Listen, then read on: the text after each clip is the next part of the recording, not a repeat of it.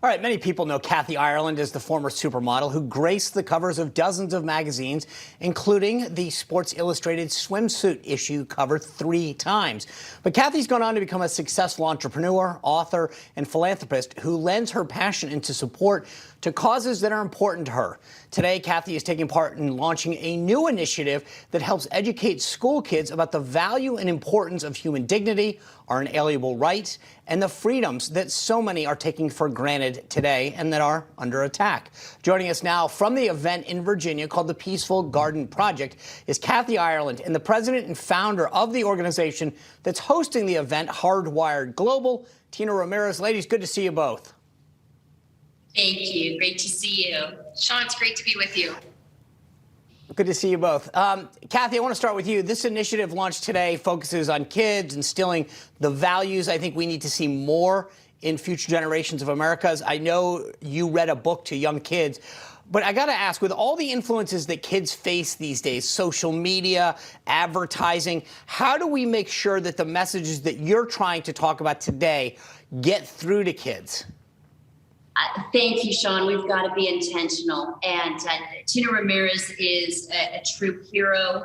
As you shared, founder, president of Hardwired Global, had the privilege of reading The Peaceful Garden to a group of children today. And Sean, what you mentioned, when we recognize the influences that children have today, the pressures and the bullying, and we see it with adults, and we see people on a global level trying to make everybody be the same, and recognizing that according to the Universal Declaration of Human Rights from 1948, Article 18, every person has the right of freedom of thought, conscience, and religion, and recognizing that that's a freedom that we have, and we don't have to make everybody be the same. And we hear a lot about diversity, great, but how about diversity of thought, freedom for religion, freedom for thought, and giving dignity to every human being, whether it's around the world or everywhere. And Tina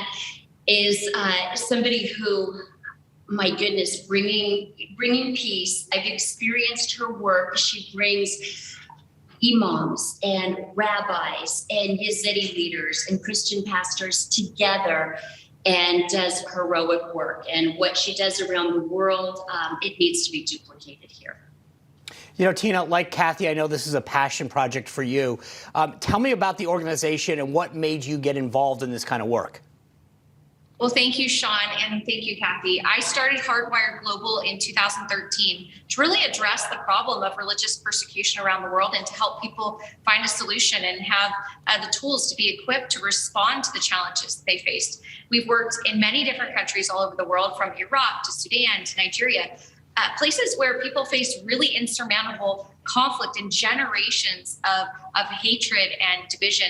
And in those environments, we've been able to bring leaders together to learn how to respect the fundamental rights and freedoms of one another and get along. And so that was inspired by my own experience as a child. My parents, when they divorced, my father converted to another religion, and I had very divisive and challenging conversations for him theologically for a good decade. And through that experience, we learned to respect and appreciate and respect one another and our differences. And one of the children that we trained in the Middle East said it really well when he said, just because we believe differently doesn't mean that we're enemies. And I think today, as Kathy described, what we see in our society is that people think that it's not okay to have differences of belief. You have to conform to this one certain ideology that, whatever the media or the social gurus say is the right way to believe and to think. And I don't think that that's right. I was raised that I had a right to believe differently from my father, from my family, and to stand up for what I believe in. And I think every child should know more than anything that they have a fundamental right to believe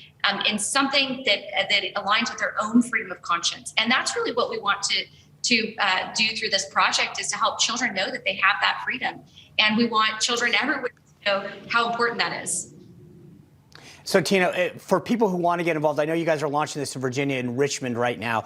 Is this a national movement? And if so, where do they go to get involved or get more information? Thank you, Sean. So they can go to hardwiredglobal.org to learn more, to get the children's books that we've written. These are children's books like the Peaceful Garden Project that were inspired by stories and lessons that we wrote with kids all around the world. And these are lessons that are applicable here. We're going to provide training for teachers and parents and anyone that's concerned here in the United States. They can go to hardwiredglobal.org and learn more about that. And they can even watch the event tonight if they would like to.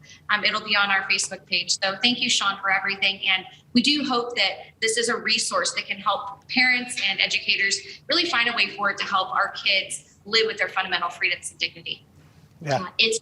Before I let you go, Kathy, I do have to ask this. You go ahead. Oh, I was to say of the many nonprofits I've had the privilege of working with, Tina, her work is truly life-saving. And when I first met Tina, I became aware of her work in the rescue of Miriam Ibrahim, the woman in Sudan, Christian woman imprisoned on death row because of her faith. And Tina's training, she trained the college students who then put pressure on the government, which led to the release of Miriam and just countless others. We've had the privilege of working with Yazidi women who were captured by ISIS. Incredible work when you recognize there's hope, that people can learn to respect and show dignity to others, even though they're different. And Sean, thank you for covering this. And we're so grateful to you.